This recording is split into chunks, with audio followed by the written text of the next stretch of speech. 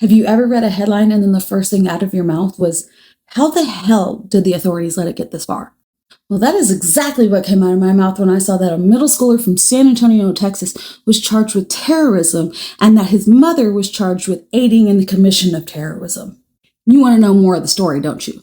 Well, it started back in January when the son was caught by the school doodling the school's name with a bunch of firearms next to it, along with sketching out a suicide route map with timestamps.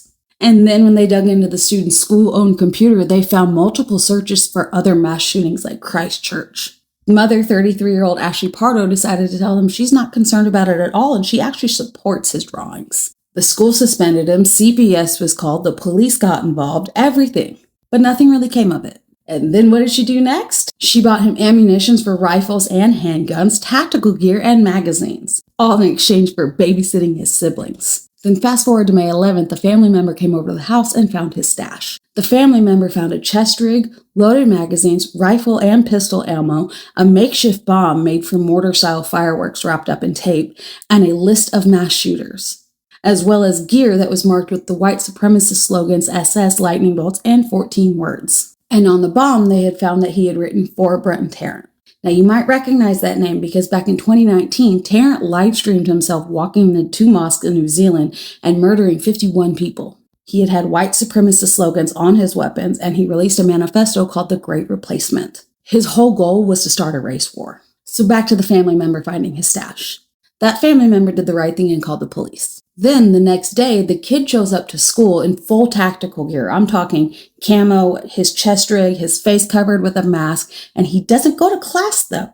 He walks into the school and then turns around and leaves before class starts. In my opinion, that wasn't random. That was a dry run for him. And if that family member hadn't spoken up, we'd be talking about body counts, not a bulletproof vest. And while this 12-year-old is still being held in juvenile detention like he should be, his mother is out on a $75,000 bond.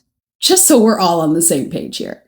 She helped her 12-year-old son plan a school massacre. She bought him the ammo, she bought him the tactical gear, and she gets to walk out on a $75,000 bond for a third-degree felony. And the reason given? Because she's never had any arrests before, she has other children, and she has a job. Well, she had a job. She got fired. But we're just out here going to pretend like she's not a danger to anything. Yeah, make that one make sense. You dropped the ball on this one, San Antonio.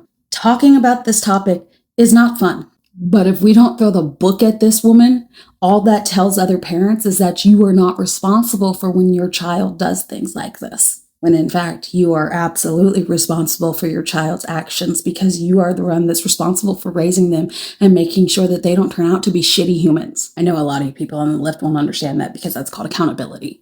And, well, we know how you are with that. Okay, have a day.